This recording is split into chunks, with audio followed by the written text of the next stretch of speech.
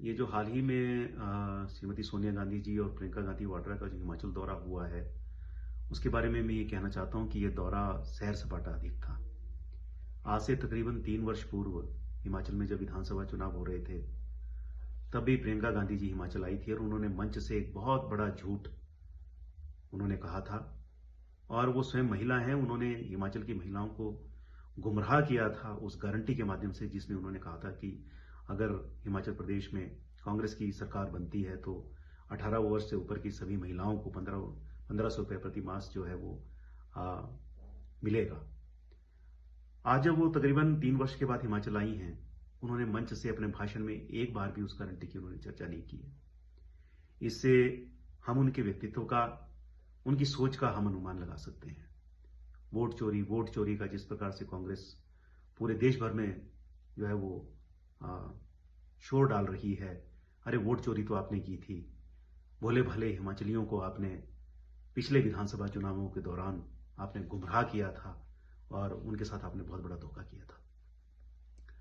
दूसरा मैं ये कहना चाहता हूं कि हिमाचल इस वर्ष भी बहुत भीषण आपदा से गुजरा है। बहुत से घर तबाह हो गए, बहुत से लोग परलोकवासी हो गए और मैं ये कहना चाहता हूं कि अथाह नुकसान जो है वो हिमाचल का हुआ है। उनके मन में एक क्षण के लिए भी ये विचार नहीं आया कि प्रभावित क्षेत्रों का वो दौरा करती और लोगों से बात करती और कुछ हिमाचल जो प्रभावित लोग हैं उनको उनको उनको मलहम लगाने का, उनको राहत देने का उनकी तरफ से कोई प्रयास होता, जो कि दिखाई नहीं दिया। दूसरी ओर मैं ये कहना चाहता हूं, हमारे सम्मानीय प्रधानमंत्री जी वो हिमाचल आए, उन्होंने आपदा प्रभावित क्षेत्रों का उन्होंने दौरा किया, प्रभावित परिवारों से भी वो मिले और हिमाचल को भरपूर मदद उन्होंने आपदा में करने का कार्य उन्होंने किया है। और हमारा प्रदेश का पूरा नेतृत्व, हमारा राष्ट्रीय नेतृत्व, हमारे राष्ट्रीय अध्यक्ष जगत प्रकाश नड्डा जी, उन्होंने भी प्रभावित क्षेत्रों का दौरा किया। उसके बाद ठाकुर जयराम जी तो दिन और रात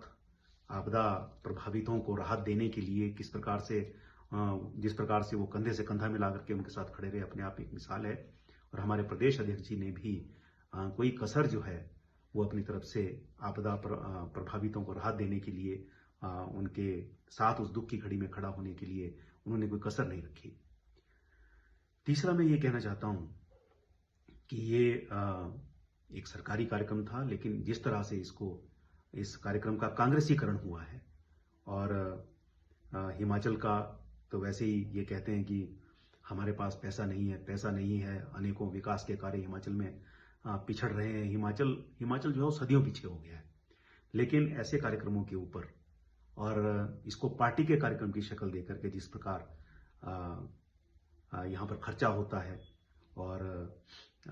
सरकारी साधनों का दुरुपयोग होता है, उसकी भी मैं कड़े शब्दों में निंदा करता हूँ।